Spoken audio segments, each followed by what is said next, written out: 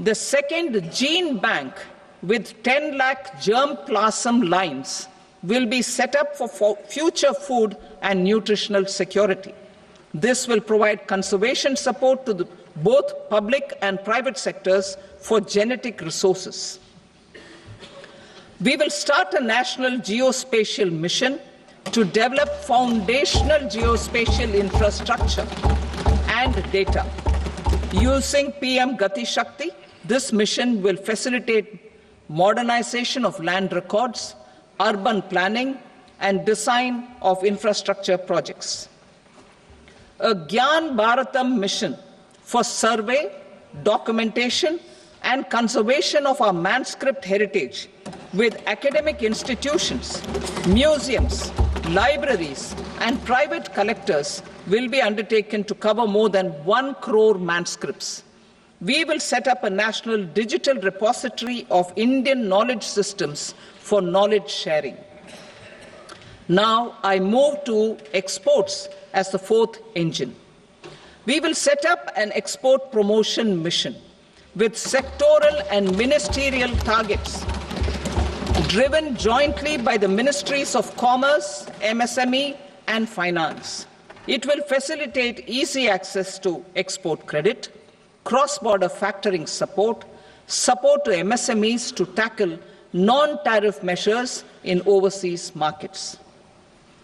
A digital public infrastructure, Bharat Trade Net, for international trade will be set up as a unified platform for trade documentation and financing solutions. This will complement the Unified Logistics Interface platform. The BTN will be aligned with international practices.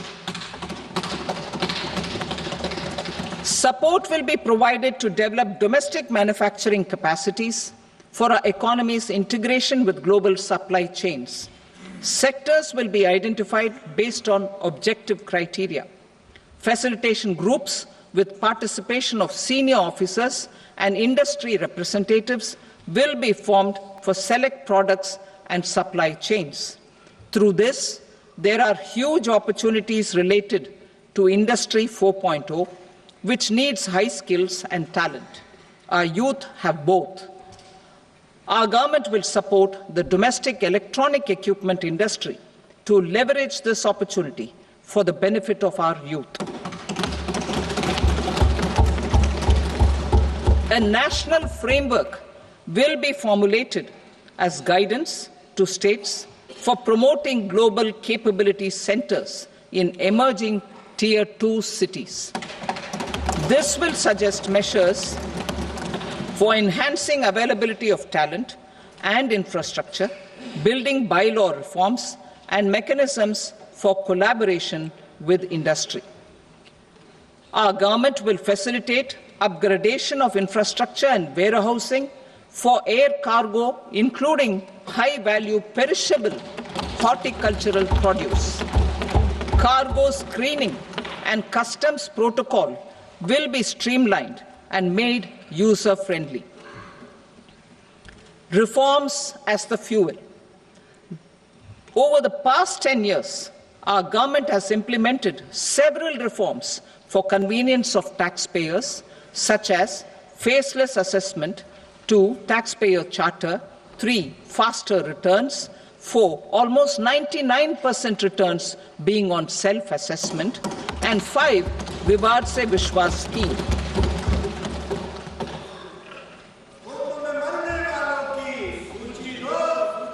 Continuing these efforts, I reaffirm the commitment of the Tax Department to trust first, scrutinize later. I also propose to introduce the new income tax bill next week. I will detail the indirect tax reforms and changes in direct taxes in Part B. Financial sector reforms. The FDI limit for the insurance sector will be raised from 74 to 100%. This enhanced limit will be available for those companies which invest the entire premium in India. The current guardrails and conditionalities associated with foreign investment will be reviewed and simplified. The services of India Post Payment Bank will be deepened and expanded in rural areas. NABFID will set up a partial credit enhancement facility for corporate bonds for infrastructure. Public sector banks will develop Grameen Credit Score framework to serve the credit needs of SHG members and people in rural areas. A forum for regulatory coordination and development of pension products will be set up. To implement the earlier announcement on simplifying the KYC processes, the revamped Central KYC Registry will be rolled out in 2025. We will also implement a streamlined system for periodic updating.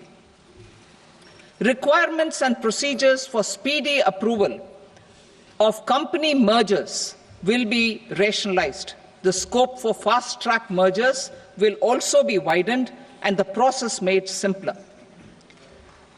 As proposed in the interim budget, we signed bilateral investment treaties with 2 countries in 2024 to encourage sustained foreign investment, and in the spirit of First Develop India, the current model BIT will be revamped and made more investor-friendly. In the last 10 years, in several aspects, including financial and non-financial, our government has demonstrated a steadfast commitment to ease of doing business. We are determined to ensure that our regulations must keep up with technological innovations and global policy developments. A light-touch regulatory framework based on principles and trust will unleash productivity and employment.